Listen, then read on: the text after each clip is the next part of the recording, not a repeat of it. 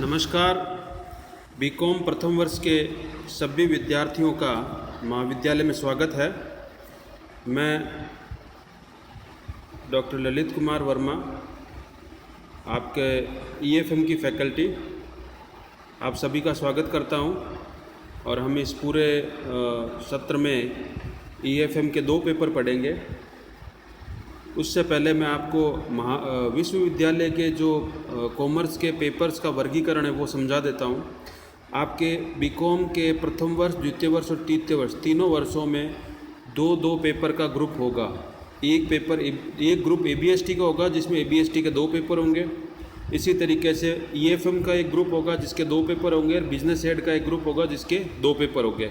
तो तीनों ग्रुप के 2 पेपर होंगे तीनों साल तक।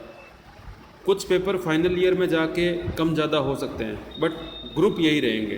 तो मैं ईएफएम फैकल्टी में आपको ईएफएम के दोनों पेपर पढ़ाऊँगा। आज हम शुरुआत में दोनों पेपर्स का जो सिलेबस है वो डिस्कस करेंगे, ताकि आपके ये अच्छे से क्लियर हो जाए कि हम कौन सा पेपर पढ़ने जा रहे हैं और क्या उसका महत्व है और क्या क्या प्रक्रिया क्या क्या उसका आउटलाइन रहेगी। तो इसी को मैं आगे बढ़ा रहा हूँ आप सभी का स्वागत करते हुए। तो पहला पेपर जो है ईएफएम ग्रुप का वो है बिजनेस इकोनॉमिक्स, यानी बिजनेस में इकोनॉमिक्स का क्या महत्व है और क्यों काम आती है उससे संबंधित। पेपर का नाम बिजनेस इकोनॉमिक्स है। जैसा कि हम सब जानते हैं, यूनिवर्सिटी का जो सिलेबस है वो कंप्लीट सिलेबस 5 यूनिट में बटा हुआ है। तो यूनिट वाइज हम देखेंगे। सबसे पहले तो आप देखेंगे कि इस पेपर का ऑब्जेक्टिव क्या है। तो जैसा कि सिलेबस में लिखा हुआ है, this course is meant to acquaint the student with the principle of business economics as are applicable in business. यानी एक रोज़मर्रा के व्यापारिक गतिविधियों में अर्थशास्त्र का क्या महत्व है, क्या उपयोगिता है, उसके सिद्धांत क्या काम आते हैं, इन सभी की स्टडी ही इस पेपर में की जाएगी। इसको कहते हैं बिजनेस इकोनॉमिक्स। तो पहली यूनिट, एक बात आपको बताना चाहूँगा कि इस ईएफएम के इस पेपर का सिलेबस तुलनात्मक रूप से काफ़ी बड़ा है, बहुत लेंथी सिलेबस है। जबकि आपका जो ईएफएम ग्रुप का दूसरा पेपर है उसका सिलेबस इतना बड़ा नहीं है जितना इसका काफ़ी बड़ा सिलेबस है, जो टाइम कंज्यूमिंग भी है। तो इसमें हम थोड़ा फास्ट चलेंगे ताकि हम ज़्यादा से ज़्यादा सिलेबस कवर कर सकें। तो यूनिट फर्स्ट क्या बता रही है? जैसा कि हम जानते हैं पहली यूनिट हमेशा सब्जेक्ट के विषय में बताती है। तो meaning and scope of business economics, significance, role of business economics, micro macro में अंतर क्या होता है, नेशनल इनकम, डिमांड एनालिसिस, ये पहली यूनिट का कंटेंट है। यानी एक सबसे पहले वो आपको बिजनेस इकोनॉमिक्स का एक ओवरव्यू देंगे, एक वृहद चित्र दिखाएंगे कि वास्तव में बिजनेस इकोनॉमिक्स होता क्या है, इसके क्या उपयोग हैं, क्या महत्व हैं, जिम्मेदारियां क्या है वगैरह। और इकोनॉमिक्स के बेसिक 2 ब्रांचेज हैं, माइक्रो इकोनॉमिक्स और मैक्रो इकोनॉमिक्स। इसके बारे में फिर राष्ट्रीय आय और इकोनॉमिक वेलफेयर का कॉन्सेप्ट समझाया जाएगा। और आखिर में जो सबसे महत्वपूर्ण है, जिसमें इकोनॉमिक्स की शुरुआत होती है, वो है डिमांड एनालिसिस। तो पहली यूनिट का जो मेन कंटेंट है वो ये है।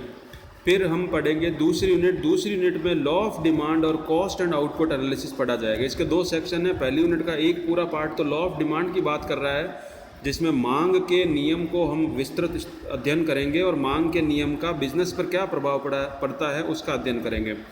दूसरा इसका जो सेगमेंट पार्ट है वो है कॉस्ट एनालिसिस, यानी उत्पादन करते वक्त हम अपनी लागत का निर्धारण किस तरीके से करेंगे, लागत का न्यूनतम करने का तरीका क्या है, ये है। फिर यूनिट 3 जो है वो बताती है बाज़ार के बारे में। बाज़ार कितने तरह के हैं, हर बाज़ारों का गुण क्या है, उनके करेक्टरिस्टिक्स क्या हैं, बाज़ार में कीमत का निर्धारण क्या होगा, कैसे होगा, ये सब इस यूनिट का हिस्सा है। यानी मार्केट, बाज़ार मुख्यतः 4 तरह के होंगे, इनकी यहाँ इसमें स्टडी होगी।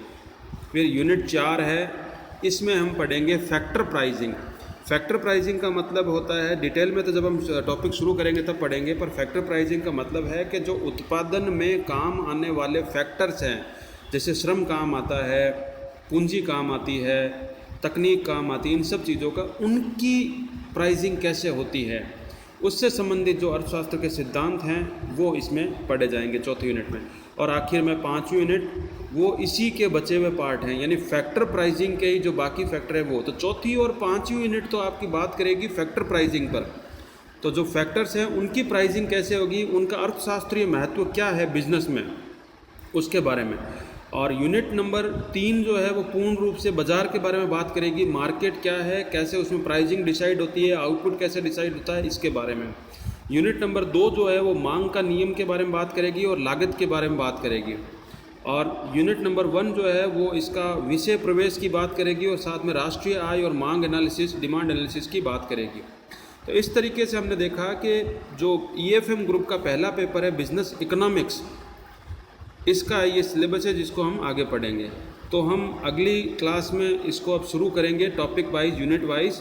तो आप इसमें नियमित रूप से बने रहें, वीडियो देखते रहें और सिलेबस के अकॉर्डिंग साथ साथ पढ़ते रहें। ये पेपर तुलनात्मक रूप से थोड़ा टफ पड़ता है, तो मैं इसमें सभी विद्यार्थी से यही सलाह दूंगा कि आप इसको नियमित रूप से पढ़ें।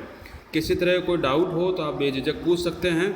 और अंत में मैं आपका फिर महाविद्यालय में BCom प्रथम वर्ष में स्वागत करता हूं और उम्मीद है आप बड़े तन्मयता से और आत्मीयता से पढ़ाई करेंगे।